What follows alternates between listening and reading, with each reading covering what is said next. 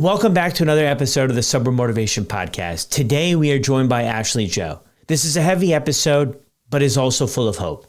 Ashley Joe shares what it was like to lose her son, carry crushing grief, and slowly spiral into alcoholism, while trying to hold everything together for everyone else. On the outside, she was showing up. On the inside, she was drowning in shame, self-hatred, and thoughts of ending her life. This is a conversation about mommy wine culture, secrecy, comparing your drinking to others, and the dangerous lie that it's not that bad. If you're exhausted from fighting yourself every day, if you're living two lives, this episode might be the one that helps you choose differently. And this is Ashley Joe's story on the Sober Motivation Podcast. Great to have you back for another episode. Thank you so much. If you're new here, welcome. If you've been listening for a while, welcome back. If you would like to support the show, I invite you to check out buymeacoffee.com/sobermotivation. I'm a one-man show over here. I do the booking of the guests. I do the editing. Now we're doing the videos. Everything is in-house and it's me. And any of your support goes a long way just to help cover the cost of subscriptions and all that cool stuff. Our world today seems to be built on subscriptions. Also, if you would like some more support on your journey of not drinking, check us out in the community, Sober Motivation Community. I'll drop the link down in the show notes below. If you have any questions about either of those things or anything at all, feel free to reach out to me on Instagram. I get back to pretty much every message, so looking forward to hearing from you. Now let's get into this episode. One last thing, too, before we get into this episode is I've released the last few episodes, this one included on the YouTube channel. So be sure to check out the YouTube channel if you want to watch the videos, or you can watch them on Spotify as well. And what I've heard is that Apple is going to be introducing videos as well on Apple Podcasts soon. So if you want to check out the video, subscribe, show me some love there.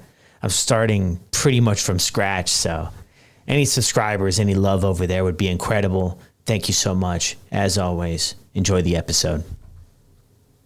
Welcome back to another episode of the Sober Motivation Podcast. Today we've got Ashley Joe with us. How are you? I am doing well. How are you, Brad? Yeah, I'm doing good, all things considered. So what was it like for you growing up? So I was born and raised in a Christian family in small town, Iowa, and had 3 sisters and very loving parents. And overall, like as a child, I had an amazing and incredible life. I would say that for me, though, I was forced to grow up very, very quickly because when I was 23, I had 2 kids, and my second child was diagnosed with a genetic disease that ended up later taking his life. And so being still that young a kid myself, right? Only 23 years old and receiving a diagnosis for my son. And I know you asked what it's like when I was growing up, but I really look at this as when I grew up, right? Like I was forced to grow up when this happened in my life. And it was just a horrible time. I mean, I don't think anything in life can prepare you, especially as a young mom, from sitting across a doctor and a doctor saying, no matter what you do, your son's life is going to end before yours does. Unless you are struck by lightning or you leave and you get in a car accident, he will die before you. And so for me, like, that's really where I was forced to grow up. And I started caring for everyone else in my family at that moment in time. But what I stopped doing at that moment in time was caring for myself, right? I put everyone else in front of me. Yeah, wow.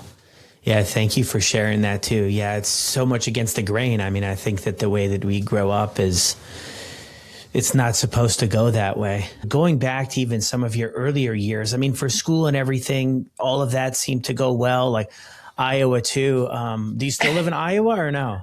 No, I'm in South Dakota now. So yeah, being born and raised in small town is unique and interesting because everybody knows everybody, right? Yeah. And so for me, I will say the one thing that I learned, or rather was ingrained in me growing up, and a piece of this just comes from the community I came from, is that we kind of sweep everything under the rug.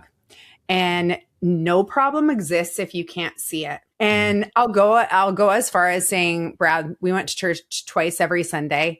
And in my community, you didn't work on Sunday. But yet in my community on Sundays, people would be washing their car in their garage with the garage door closed with just a crack out, and you see all the water coming out. And so it's like, if you can't see it, it's not happening. And so from a very young age, I just kind of learned that, if there are issues, we don't bring them out publicly. We don't really talk about them. We just sweep them under the rug. And I did. My addiction started as a kid, not in the form of alcohol or drugs or anything like that, but in the form of coping with anxiety through cutting.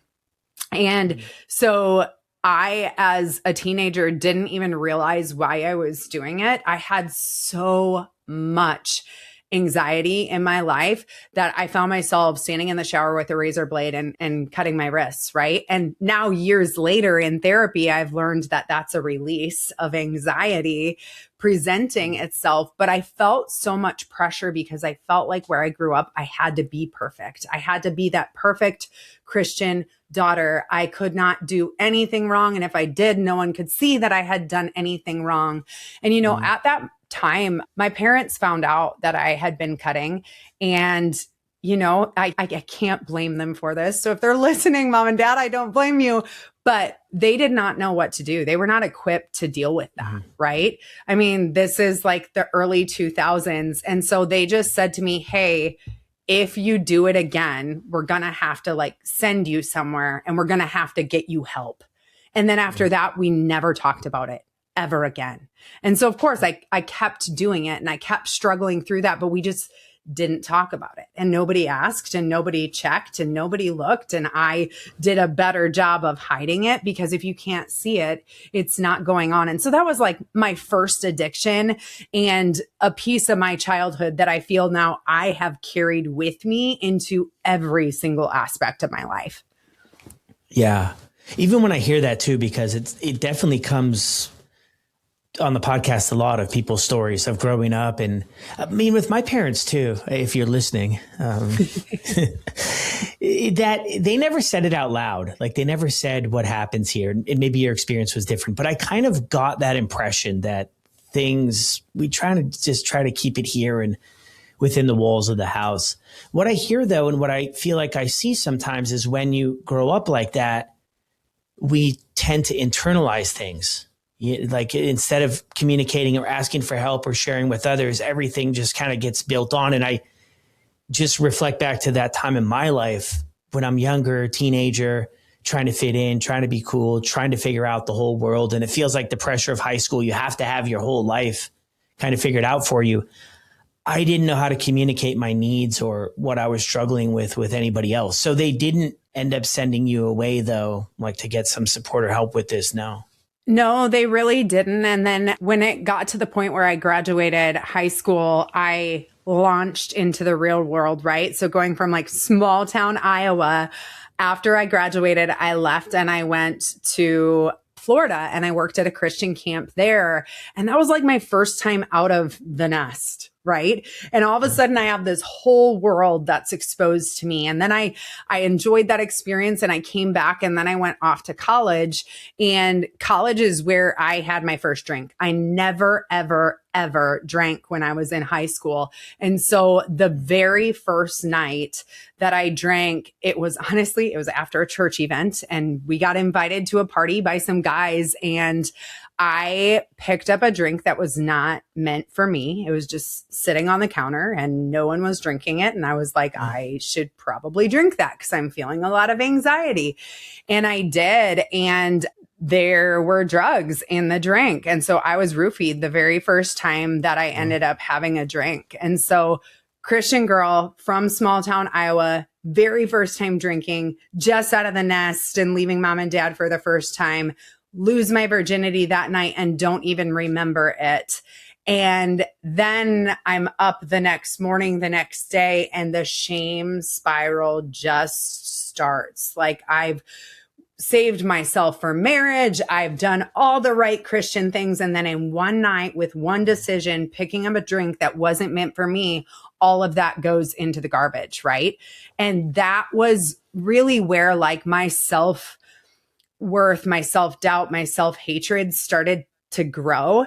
And it just grew and grew and grew over the course of my life because I didn't deal with the challenge of what I had gone through. I did what I was taught or what was ingrained into me, where it was, okay, a bad thing happened, but just don't talk about it. And I had the conversation with myself in my head, but we're really bad at troubleshooting and solving our own problems and at giving ourselves grace and giving ourselves love. And so dealing with it internally did not work, period. It just didn't. And so, yeah, that's my like early drinking career. I took off quick and it was a downward spiral from there. Yeah. Did you even connecting the dots there of like being a little bit uncomfortable, a little bit of anxiety at the gathering? Had you seen a lot of drinking growing up, or that wasn't part of your life?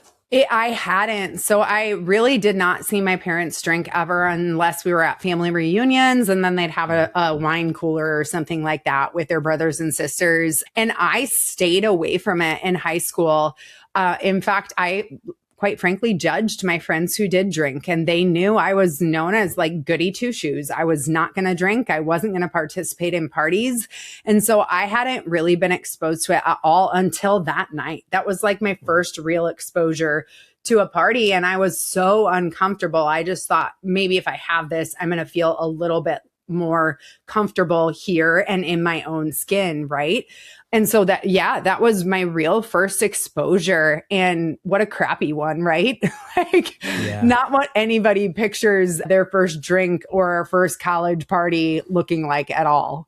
Yeah. Where was it that you went to college at? I went to college here in South Dakota. So I went to the University of Sioux Falls at the time, and and Christian college. So this kind of stuff happens at Christian schools too, y'all. Yeah. Yeah, that is quite the experience for your first time drinking too. But a lot of people talk about it sort of checking boxes for them too, and kind of in one way or another making sense, or like doing what it's supposed to do. You're anxious, you drink it. I mean, you have this other horrible experience to go with it, but maybe it does that for you. Like, I feel like for me, it was just a relief from everything I had been carrying around too. And my ADHD is sort of part of the mix too, that you can only connect the dots looking back, right? At the time, I had no idea. But when I look back, that's really what I was struggling with. And then, there was this point in high school when I turned 17, I was on medication and therapy and everything all the way up till I was 17. And then I had missed a dose. My parents used to make sure I took the medication, and I had missed a dose, and my whole world just flips upside down in one day. And I felt completely different and extremely impulsive and everything. And then from there on, I had this genius idea of just lying and pretending I was taking it and not taking it. And my life just, I want to say slowly, but it wasn't slow. It quickly unraveled. And then when alcohol kind of came into the picture, it just made a whole heck of a lot of sense. And for you, after that experience too there, it sounds like you just kept it going. Oh, I did for sure. I mean, I didn't know how to cope with it, but I knew that the night that happened I couldn't remember any of it. So I was like, maybe if I just keep drinking, all of this will go away, right? And I always say my first daughter saved my life because I was very quickly headed into alcoholism, like very, very quickly. And then I ended up getting pregnant with my daughter, who is now 19 years old. And I quit drinking cold turkey. I got off antidepressants cold turkey, all the things you probably shouldn't do without the help of a healthcare practitioner, and got married to her dad, which was a crap show. It was not good. Within 3 days before we got married, I found out that he was back in active addiction. He was taking Vicodin, Percocet, and Oxycontin, that he had been prescribed something for a tooth. He was a recovering heroin addict. And you know how that story goes. You take one prescription and all of a sudden you are in the midst of a mess. So I was sober at the time, but didn't call it that. I just wasn't drinking, right? And then I'm married, and now I'm married to someone who is in the midst of full-blown active addiction that quickly spiraled into him taking severe amounts of methadone. When that ran out, he took crazy amounts of alcohol. And so here I am at the time I was 21. Then I got pregnant with my second kid. And all of a sudden it's like my world is unraveling. And I was so focused on like my daughter, my son, and my husband that, again, I was not focused on myself, but I also wasn't even thinking about drinking at this point because my life was just a shit show, right? I was just like, I just need to figure out life and how to keep the humans in my life alive. And if they're alive, I'm good. But the truth is, I was not good. I was like slowly dying inside because I hadn't dealt with any of my own stuff. Yeah. And this was all when you were 21. Yeah. I mean, from 21 to 23 is a complete and total blur. And I ended up getting my husband into a treatment facility with my dad. And so he went to rehab while my daughter he spent her first birthday in rehab, and I was 3 months pregnant with my son. So by the time he gets out of rehab, I'm about to have a baby. When I have the baby, he's 5 months sober. When our son, Case, is diagnosed with his terminal disease, my husband, Ryan, is 10 months sober. And when my son passes away, my husband, Ryan, is 15 months sober. So I'm now dealing with a husband in early recovery, having lost a son, and I have a 2-year-old baby that I need to take care of. And all of this happened from like 21 to 23. So I'm 23 years old and all of this is going on in my life. Mm-hmm. And again, I didn't even think about drinking because I didn't have time to think about drinking. I just thought like, how do I put one foot in front of the other, make sure Ryan's okay, make sure Adela is okay, process my own grief. Maybe I thought about that. Maybe I didn't even think about that because I was so just consumed on like keeping the people in front of me okay. Yeah. Thank you for sharing that. Do you feel like it's a somewhat of a common sort of story? I mean, circumstances different, but for moms to really take on this role, I feel like I hear it a lot for moms that struggle with drinking, like maybe a late onset of sort of alcohol being introduced to their life, or maybe they've always drank, but it wasn't quote unquote problematic. Yeah. Kids come into the picture. They pour into that, which I think is incredible, but then leaving kind of maybe their own self-care and their own needs and their own happiness or joy on the back burner.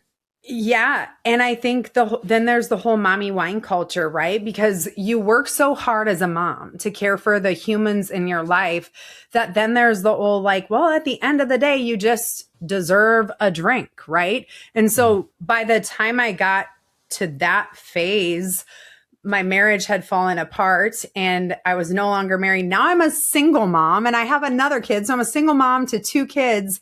And I'm just like, you know what? I work my butt off. I'm an executive at day. I take care of these kids. At the end of the day, I deserve a glass of wine, right? And so I have the glass of wine and then it turns into 2 and then it turns into 3 and then it turns into, over the course of years, it turns into a box of wine. And yes, it's so common for moms because we tell ourselves we deserve it. And the truth is we do deserve something, but alcohol isn't it. We deserve a break. We deserve peace. We deserve to care for ourselves before we care for other people, because unless we care for ourselves, we really are no good to the other people in our lives.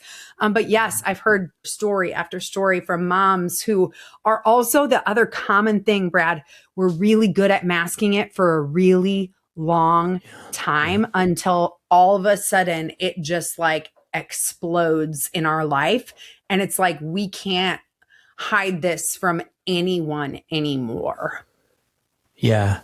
Yeah. Thank you for bringing that other point up there too, because that is another element. Looking from the outside, it might appear as everything is good to go, especially when you're listening there, you're working during the day, you're raising 2 kids at night. And then when they go to bed is, you know, I've earned this, I've worked hard and I deserve to drink. It's such a common sort of processing there. And I think too, I mean, not to take any of the responsibility maybe away from us as an individual, right? Because I always think we, you know, have some sort of stake in all of this. But I feel like I hear that the marketing too is really turned up. The heat was really turned on at some point. I don't know exactly when this happened, but sort of reinforcing this mommy wine culture around every corner that you needed a break. And there seems to be some point in time where big alcohol was like, okay, this could be an opportunity for us, which I think is just not right at all.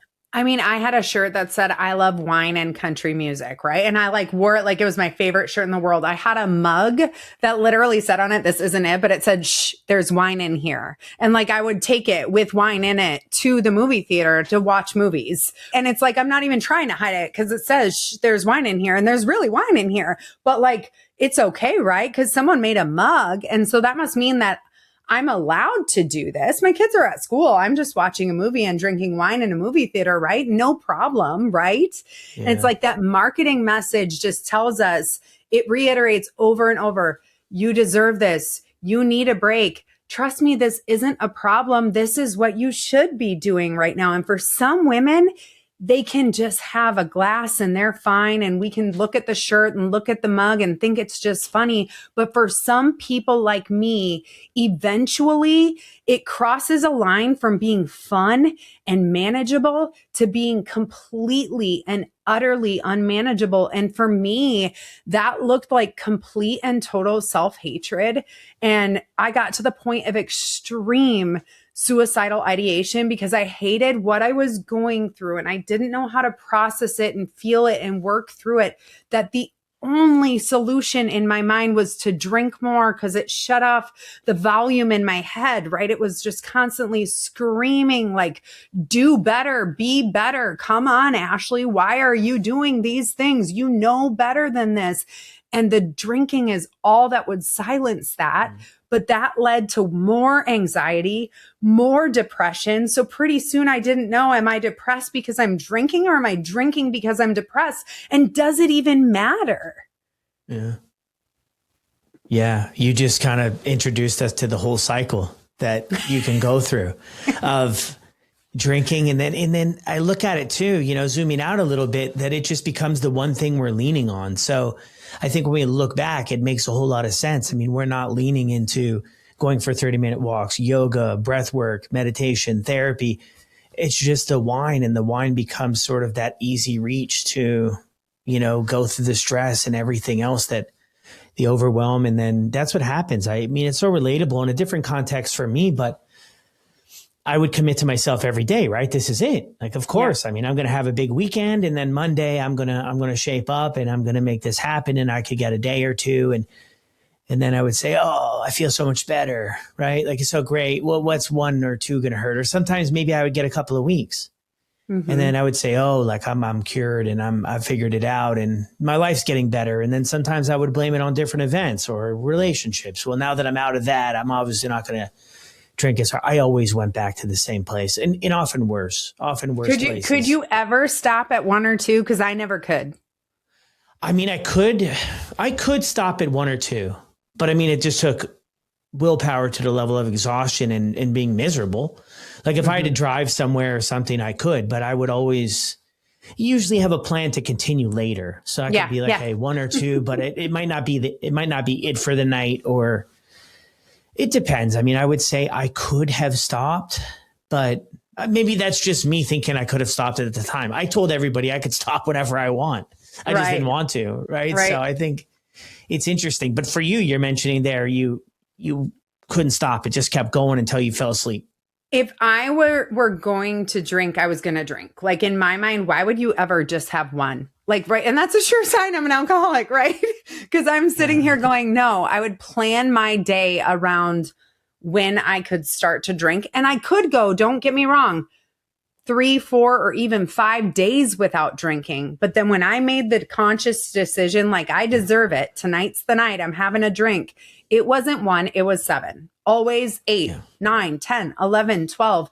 There was just something about the second I got that feeling that we get, I could not put it down. And I think that existed from the very first moment that I took my first drink, maybe because of my first drink, is I'm trying to silence and stifle those memories. But yeah, for me, there was never such a thing. I would either say I'm not drinking tonight or I'm getting hammered. Yeah. So it was kind of like I guess people would say kind of like binge drinking. Yes. Type thing. Yeah. Yeah. Binge. Yeah. See, I was an everyday drinker. So I drank every day. but it wasn't to get that messed up every time. I mean, that happened more times than I wanted it to, but I drank every day consistently. And then when I don't know, I just didn't maybe always have sort of the plan to go all the way. I don't know. It was strange. But then there was a lot of times where I had said, well, I'm going to obviously take it easy here. And then I would close down the bar and go wherever and, make a mess of here or there and keep going and all of that stuff. But I think that is relatable too. I mean, especially with your responsibilities too, single mom, working, like you're going to try to maybe subconsciously or consciously sort of pace yourself, right? Like you have to sort of not let everybody else around you know that the wheels are falling off or that they've fallen off. So it's like, I've got to try to keep that kind of going as well. Do you ever talk with anybody throughout this period of your life that you might have a problem or anybody mention anything? Oh, people definitely mentioned, but I did a really great job of hiding it. I think the two people I couldn't hide it from eventually were my sister and my best friend. And they knew I was an alcoholic before I was ready to admit that I was an alcoholic. But I did most of my drinking at home by myself. You're talking about closing down the bar. I'm a single mom. I put my kids to bed and I turn on TV, Thursday Night Madness, and I watch all the Thursday shows while I'm sipping my wine, right? That was like my me time and the only time I got to myself.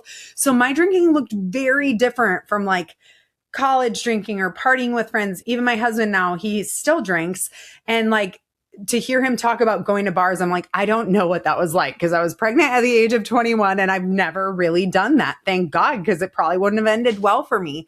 But it was all in my home. The one voice I constantly had in my head telling me I had a problem was my own. But I did not want to listen to it. And that's because I was married to an alcoholic. I knew what alcoholism looked like. I knew what addiction looked like. And I knew that what I was doing wasn't normal drinking. I wasn't convinced it was alcoholism. I thought maybe I was just a problem drinker, as we call it. And the confusing part for me, where it took me a while to get to the point of admitting, hi, I'm Ashley, I'm an alcoholic, is that I could go 3 to 5 days without drinking. And my ex-husband, who was an alcoholic, could not do that. And so I kept telling myself, by the end of a 5-day binge, Ashley, you have a problem. You have a really big problem. You need to get this under control. Come on, you got to stop. But then I'd stop for 5 days. Ashley, you don't have a problem. You're nothing like Ryan. You absolutely are in control of this. Look at how much better you are than him. He couldn't stop. You can. And it was the vicious cycle for me. And I would do what you described, where I get to the end of a 3 to 5 day binge. I get sober, white knuckle it for the first 2 days. After 2 days, I feel great. Day 3, I stay sober. Day 4, I stay sober. Day 5, I'm like, man, it's been a long week. Man, these kids are pissing me off. Man, maybe I should have a drink. Yep, we're going to do it.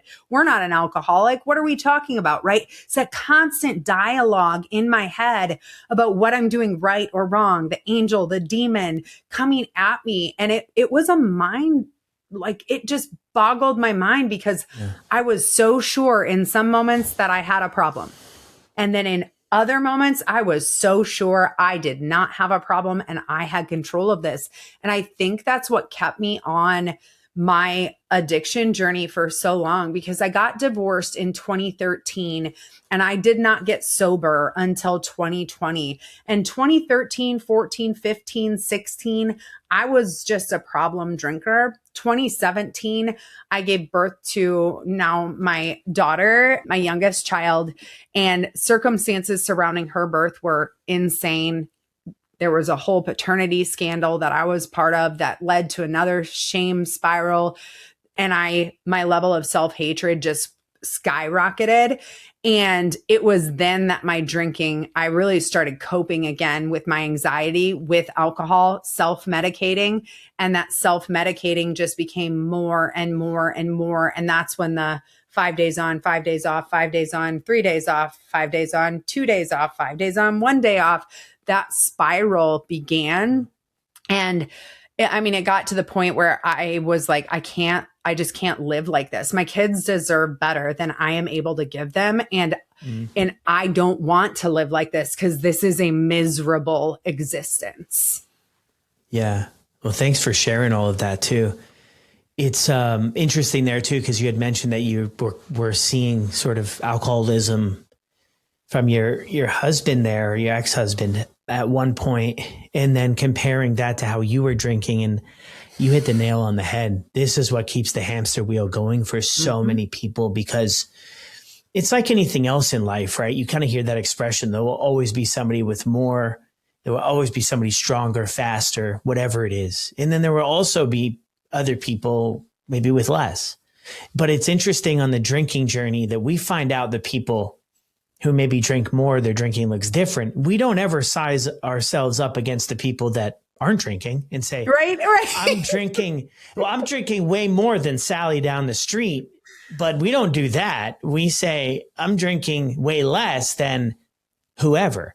So, and that was me. I'm drinking less than Ryan, right? Therefore, I cannot be an alcoholic because that's what I know as an alcoholic. So I must not have a problem.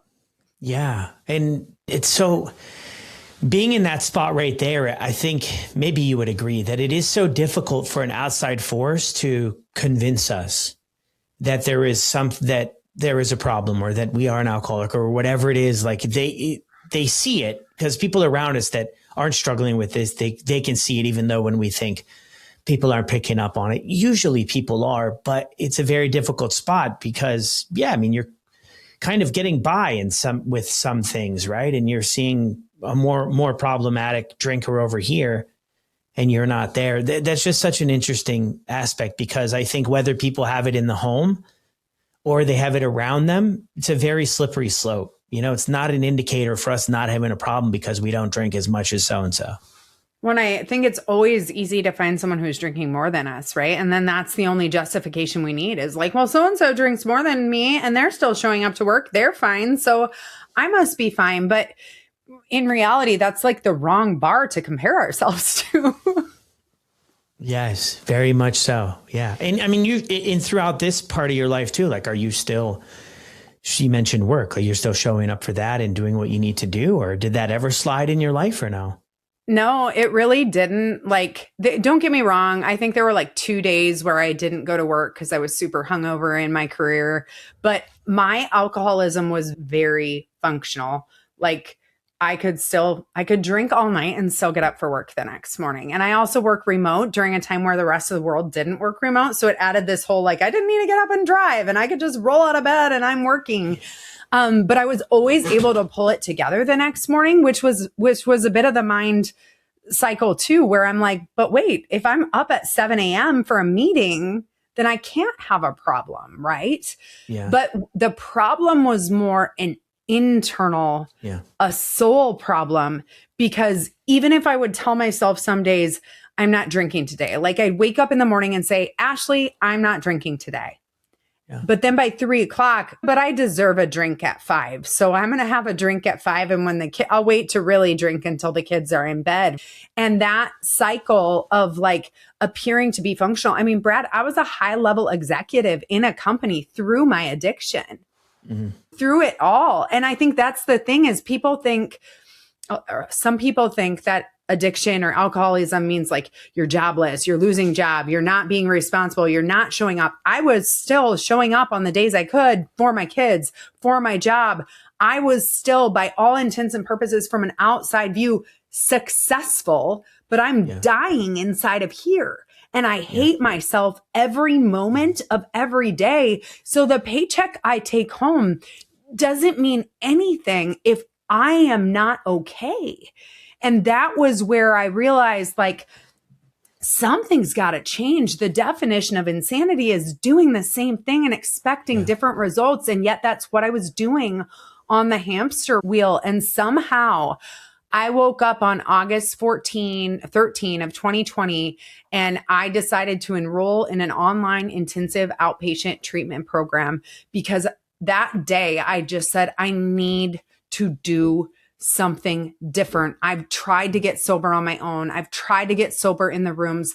I am still successful, but I can't stop drinking, which means I need help. And so I did the hard thing, and I reached out and I asked someone that I knew and respected in a sober community for help. And that changed my life. And I can't explain, but inside of me that day, Brad, something changed. Yeah. I can't explain it. Many people still struggle with wanting and needing to drink or feeling like they have an urge and a desire. And there's something that after my first 90 days of sobriety, I've never had that urge again. Like the first 90 days, I white knuckled, but past my first 90 days, I have just, the desire has been removed from me, but I continue doing the work, right? I keep going to therapy. I keep showing up. I keep acknowledging the state that my life had gotten to at one point in time and committing to moving forward and not accepting it as my identity, but accepting it as something I'm going to learn from and that's going to guide me in a different and better direction in this life. And now I just use that experience to inspire and help other people who are in a deep, dark depression or addiction, or they're just caught in the middle of grief and they don't know how to find their way out. I am just so committed to sharing that there is hope and there is help and there is healing, but you have to make that decision inside of your own heart and inside of your own mind. You can't make that decision for someone else, and no one else can make that decision for you. Yeah. That hits home there too, all of that too. And even going back to the, functional aspect, a lot of people that are struggling with alcohol. You would never know if you met somebody on the street or so-and-so. We do a really good job keeping things together. And I think it goes back even maybe to how you grew up and what you saw there and what you learned and what you took away. That part of it anyway, of that experience too, is let's do whatever we can to make sure that nobody else picks up on this. But to the other side of it too, it's exhausting. It is so exhausting. It's not, you strike me here as us just meeting as a very authentic, honest person. And that's what I'm picking up. This other life you're living. And I feel like that was probably always really important to you. But I feel like that the other life or your previous, way you were living was so against the grain for you that it just ate you up inside. And it was draining. It was life sucking. Yeah. And I hear that and I see that from so many people. And it's a really tough place to get out of because it's like a sports team on paper. They look really great going into the season, but they don't always win the championship. But I think we look at our lives on paper. Some of us do. I mean, I was never a high achiever academically. But I hear from a lot of people that are, and sort of perfectionism and overachievers and doing really good. And I think that can overshadow on paper. Things look really great, but that can sort of overshadow sort of the internal struggle. And maybe we utilize that to sort of quiet the other stuff. Like there can't be anything here. I just really wanted to hit that home because I know somebody will listen to the show that's right there, that's thinking, this rings so true. But when they turn off the show and they go back and decide what they're going to do, those voices are going to creep back in that you haven't lost your job. Nobody else. You're good. Like everything, you still got your car. You just got a promotion.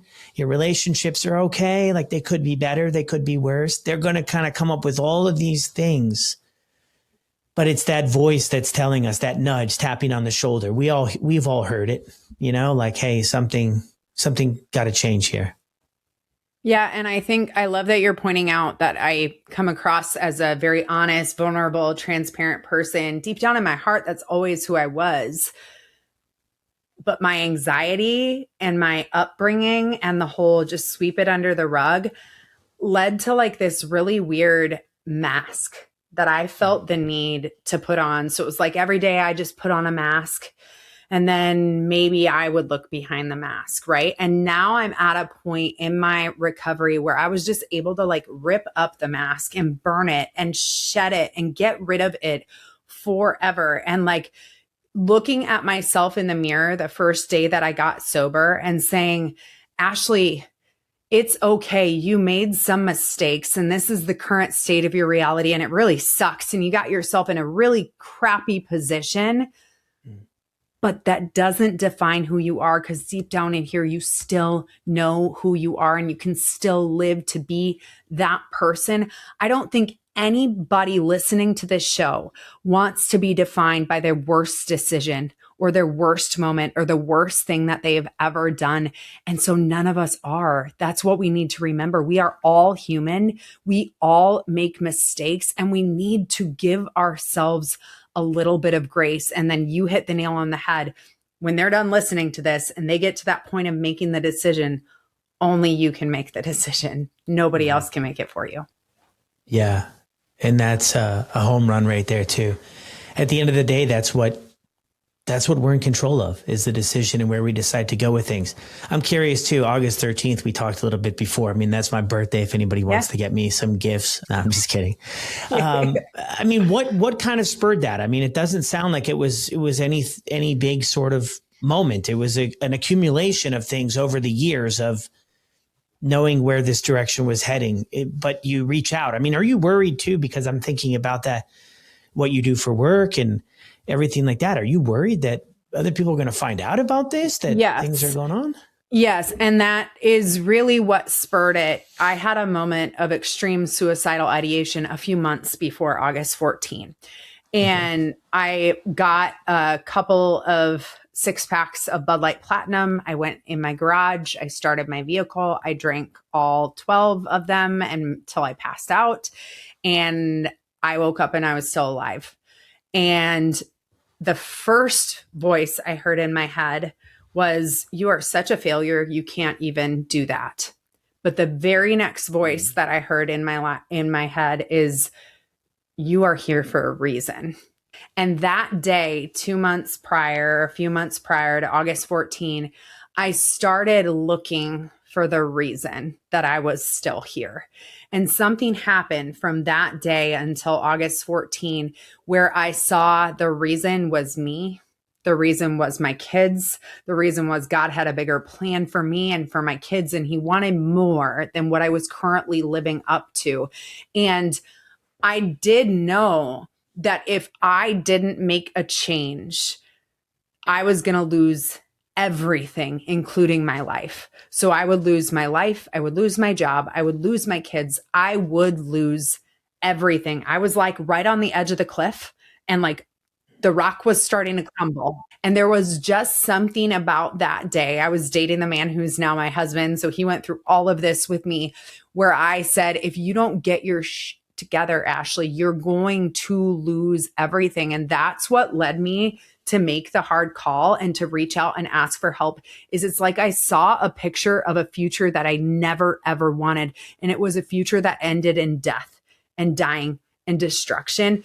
And I said, I just need to choose differently. And I don't know what it was about August 14, but today, that was the day that I made the choice to choose differently. And that was my day one of sobriety. And I haven't looked back since. Yeah. Wow. It's so interesting when you hear these stories. It seems like I do anyway. I mean, I would love to just have it cut and dry of like, what changed in your life? What happened, so that we could pass that on to others, someone else, right? Like it's just, But what I hear so many times, and probably almost every time, is that there's not exactly one thing or one formula or one moment. It's an accumulation of moments of maybe every time that we tried and it didn't work out, we maybe learned a little bit. And then we get to this sort of spot where you mentioned you're sort of at the edge of the cliff, right? A crossroads, a fork in the road. Choose one way or choose the other, and things turn out really bad. And it's in those couple of months, something kind of, went to work. How has your faith been throughout everything up to here? Because you had mentioned sort of the Christian roots growing up in that home in small town Iowa. Has that still stayed part of your life throughout your struggle? It did. Just so crazy. Like I would be hungover and going to church, right? And the moments in my life where I was closest to God were probably my darkest moments when I lost my son. But even through my addiction, he was still there and he was still a part of my life. But what I had to learn, Brad, if I heard someone else say my story, like if my story was yours, I would have so much grace and love and compassion for you as a human being. But when I heard my own story and knew that it was tied to Ashley Joe knew better. So she didn't deserve God's grace because she knew all the things we were supposed to do. So it was like God was like relentlessly pursuing me. And I was like, I don't deserve it. Trying to give a gift to someone and you're like, I don't want it. So he's sitting there and he's trying to give me this gift of grace. And I am sitting here and I'm saying, no, you can't give it to me. I don't deserve it. And on August 14, I decided I deserved it. And I decided to take that step. And now, I mean, my life has been crazy even since I got sober, Brad. I don't want to claim that like one thing about sobriety has made my life easier because life's still life's and crap still happens. But I'm doing it and I'm doing it sober. And when hard things happen, I know that God is there. I know that my family is there. And I know that I have the tools in my toolbox to get through the day, the crisis, the chaos, the moment, and to do it sober. And so God was everything to me. Even though I tried shutting him out and shunning him, he relentlessly pursued me. And thank God one day I woke up and I said, okay, fine, I get it. Your grace covers me too. And that's part of why I share my story, because I think shame is behind so much addiction. Shame is the thing that like the spark that causes the fire to just grow and grow. And I think so many people are filled with so much shame and they just need to know that there is grace even for you, even if your life is a disaster, even if you think you've messed up everything. I promise there's a way out, but we have to be willing to accept the gift of grace that we're being given. And we have to be willing to give ourselves grace through that process. Yeah. So powerful there. I mean, the word shame too. I don't know if there's an episode where it doesn't come up. And I hear a lot too. And that's why I kind of asked you about your job and your career and were you worried about kind of people figuring out and how that could impact you. But I see a lot of people kind of living in that secrecy, and everybody has their own way to go about doing this whole thing. And I'm not here to say this is the right way and that's the wrong way. But what I see work is when people are authentic and they own their truth. I see leaps and bounds happen for their life because this whole thing of addiction and drinking wants to keep us isolated, doesn't want us to ask for help, wants to keep us stuck, playing small, all of those things, right? And like what you mentioned too, going back in your story, your drinking was at home on the couch watching Dancing with the Stars or whatever it was, right? That, I mean, for moms, that's where they all get. I know. All the moms are there because, yeah, you're home with the kids, right? And then it's just, now nobody's really seeing it. So even though things could be going a little bit sideways or whatever, right? People aren't exposed to it and things just kind of grow in secrecy and silence. So you reach out for help. You reach out for help. I mean, you get the help. What changes? I mean, what do you learn early on in this? And you've already made this decision, which is obviously the first step. Yeah. So early in my program, I had to do an exercise where I had to write my eulogy as though I had died from addiction. And that was so hard, right? Like realizing, you said it, there's a fork in the road, there's a path, and one leads to life and one leads to death, dying, and disease. And so I had to write the story that led to death, dying, and disease, and looking in the mirror and seeing like how my story could have truly ended. That was like mind blowing to me. And then later in the program, I got to write the eulogy again, as though I lived a long, prosperous life and just died at an old age in my sleep, right? And so seeing the two different paths come to play just like open my eyes to the choice that I have in this matter, that I am a player in this game of life and that I do have some choice to this. I changed my routine completely.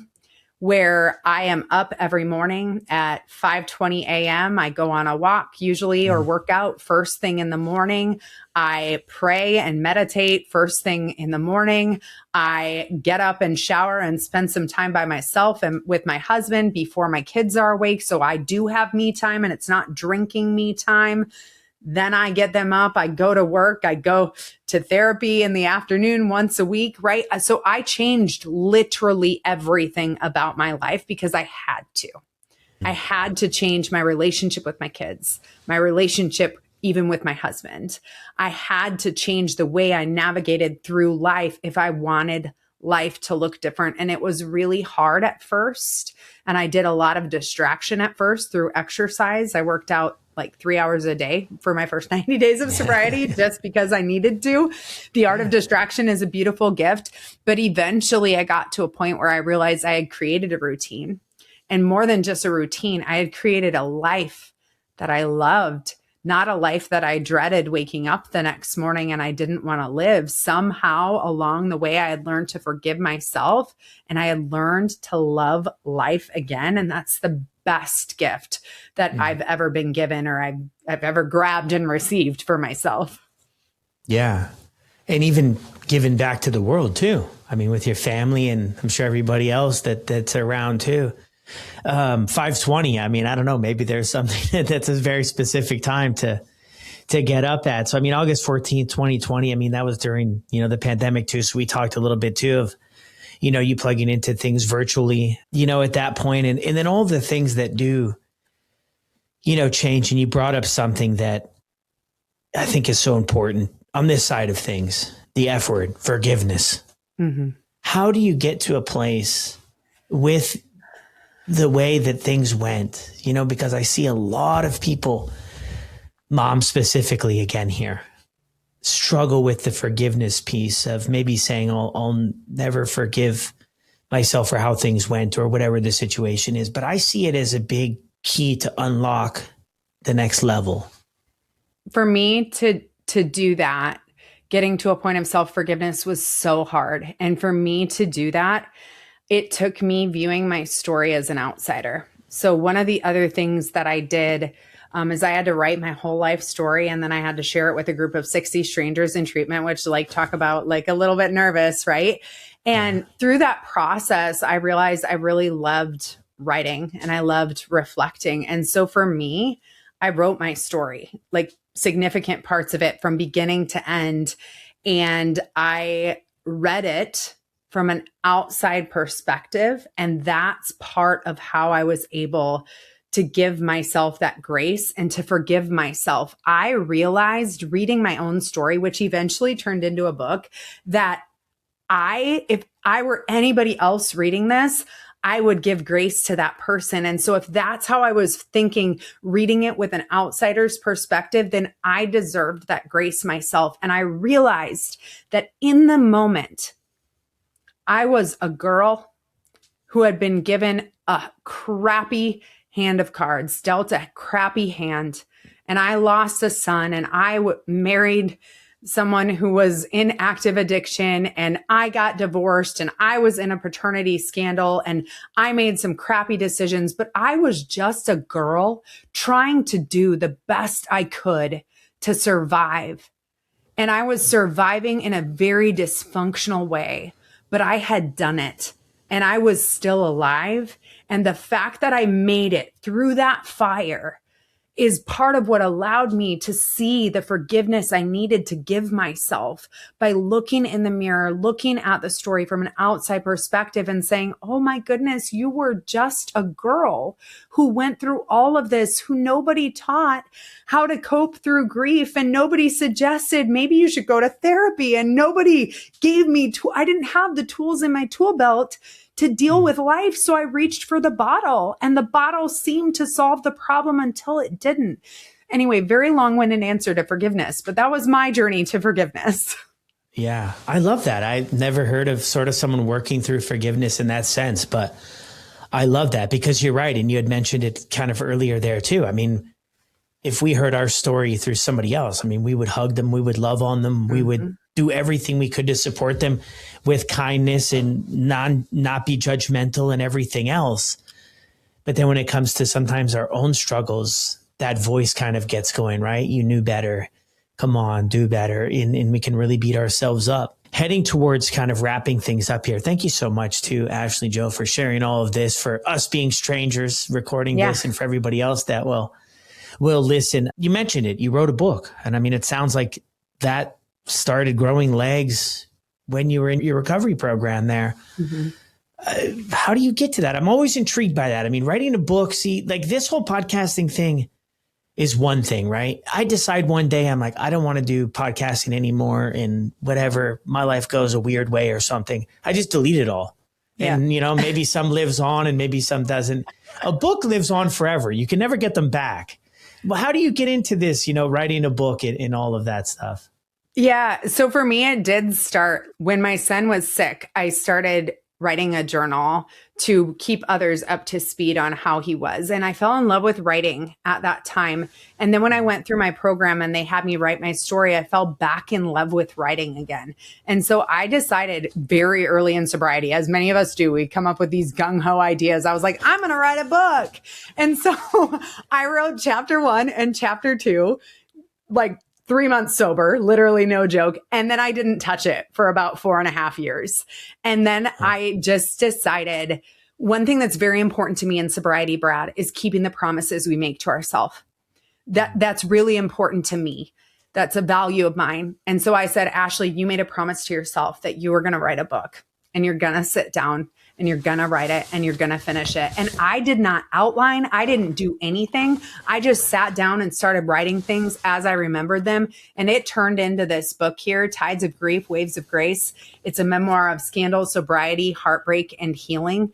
And it really starts when I was 23 years old and goes to current day. But it's also funny. You said, like, weren't you worried about like what your employer or what your coworkers would think? Not when I was in active addiction, but you want to know when I was worried about it? When I was about to hit publish, because this can't disappear. Like, I literally hit publish and then I ran to my husband. I'm like, oh my God, can I take it back? Can I take it back? Am I allowed to take it back? But the story was met with so much grace from other people. And that's the piece where it's like, I think so many of us are afraid of speaking our story out loud because maybe it's going to be judged and maybe it's going to be met with resistance. And guess what? There's going to be haters out there for every story, even the perfect story, but there's going to be a lot of love and a lot of grace. And what I've found is when we start sharing our stories and they give other people hope and other people healing and other people inspiration, all of a sudden people start sharing, like the water just starts. We turned on the faucet and the water is just coming. So many people are suffering and they're suffering alone. And I just wanted people to feel like they're a little less alone. Yeah. Beautiful inspiration to get things going. I've heard from a lot of people too, the process of writing a book, like you mentioned, all of those things that it could potentially do for somebody else, that it often does for the person who wrote it, a healing, experience as well. It was true? Probably the most healing thing that I have done. And I've been going to therapy for 10 years and I have done an IOP, but sitting down and like writing my own story and then reading it for the first time, I like sobbed when I got done because I was like, that's my life. And that's like my piece of work, right? Like, I feel like God put me on this world for a reason and he gave me this story for a reason. And I don't think it was to hide it in the corner of a dark room. I think it was to tell people, if you feel like you are this close to giving up, don't give up. Just cling to hope and know that there is life and there is hope and there is healing on the other side. It's just been beyond rewarding, beyond healing. And even if nobody ever read this, but I did and my kids did, because my kids have read it too, which is a whole new level of weirdness. Like, this healing was enough for me. It's what I needed, was to see my story from beginning to end. And that's what allowed me to give myself that grace. Yeah. Yeah, that is incredible. I mean, if I were to cross your path on sort of like August 12th of 2020, And I mentioned to you, this is where your life would be. I mean, how would I have appeared a little bit crazy or? You would have definitely, I would have thought that you were crazy. I would have probably been like, I don't know if I'm even going to be here in 5 years from now. Right. Like it just, life is completely different than it was on August 12th. And in great example of why I try to mention that in some of the episodes, because I think that people are out there struggling. All of this stuff is extremely difficult and heavy. And you feel, and you can feel like it's never going to turn around. Mm-hmm. But the reality is it can, and it will. It does turn around, and it turns around that quick. Not that our life just becomes better overnight, but we start the process to move in that direction. And even like you mentioned there, a couple days before you started, this journey, it would have been out of this world if that was going to be your life in 2 days. So I just say that. I try to say that to hit home for anybody who's really in the thick of it, that things could look different for you 2 days from now. I don't think that Ashley Joe, and this kind of my story too, that we're just unique to this experience. Just hang in there and keep doing, what you need to do. Yeah, I could not agree with that more. Anything for closing? Where can we grab the book? And any last thoughts you have for anybody who just might be looking for something? Yeah, you can find the book on Amazon. It's Tides of Grief, Waves of Grace, or on my website. This is Ashley Joe. Joe is JO.com, which is also my Instagram. And I think, the last words I would want to leave with people is there's a reason the cliche saying one day at a time exists. And that's because this journey and this life is truly one day at a time. So don't get overwhelmed by your future. Think of today. Make the right choice today. Thank you so much, Ashley Joe. It was great having you on the podcast. Thanks for sharing your story with us. Thank you. Well, there it is, another incredible episode here on the podcast. Huge shout out to Ashley Joe for coming on and sharing her story with all of us. I'll drop her book details and Instagram information down in the show notes below. Thank you so much. If you were able to connect with any part of your story, drop a comment wherever you're watching this. Send her over a message. Follow along. Lots more to come. And I'll see you on the next one.